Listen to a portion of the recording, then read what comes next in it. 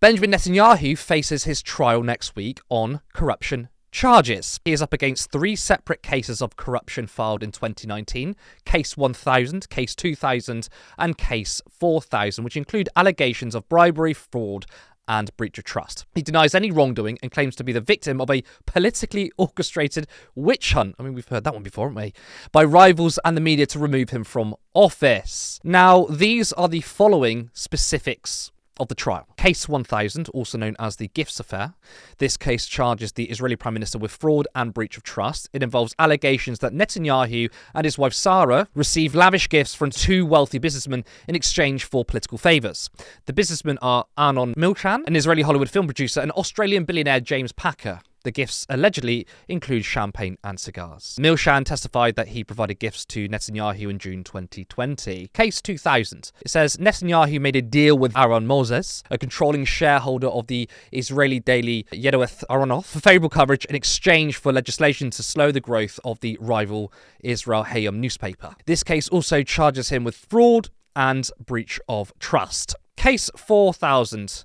This case indicts Netanyahu for granting regulatory favours to Israeli telecommunications company Bezek in return for positive coverage of him and his wife on a news website controlled by its former chairman. Netanyahu, in his capacity as communications minister at the time, allegedly provided regulatory benefits to Shaul Elevich, the owner of Bezek, who also controlled the news website Walla. Now, Netanyahu was trying to push the dates of the trial again, citing the situation in Syria, which has now been rejected. Helena, what do you make of this trial? Netanyahu could fail or fall based on corruption, but not on a genocide.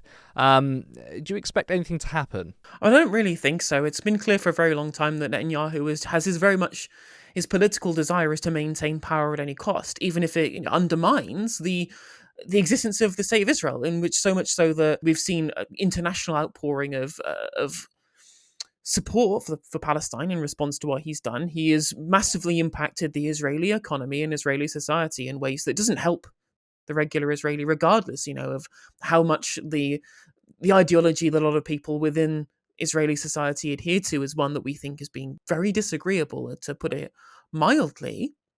At the very least, he has always been somebody who puts his own interests ahead of everybody else's. We saw this with his attempt at judicial reform. Why else would he want to do judicial reform, to try and centralise power in his own hands, unless he had some threat on him of them wanting to oppose his premiership?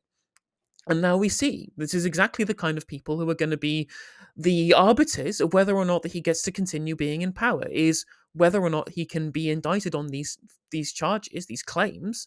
And then we can only see from then whether or not he'll be able to hold on to power and hold on to government. It's, if you are an ideologically motivated, like pro-Zionist person within Israeli society, you probably don't want someone in charge of your country who takes the plausible deniability that Israel had before October 2023 and has broadcast to the world the reality of the Zionist project, the reality of the occupation. You'd want them to be removed from government, despite the fact that actually is overall seeing an increase in approval rating from where it was about 6 months ago, where other political parties were much higher than him. It's clear that there is political motivation within Israeli society to get rid of him as well, because he undermines their own projects with his want and desire to cause as much destruction in Palestine as possible. So I understand, even if these things aren't true, I think they probably are true. The man is obviously corrupt to high heaven. But if they are trumped up charges, which I've not seen evidence that they are, you'd think it was politically motivated from his enemies in government, who want there to be a more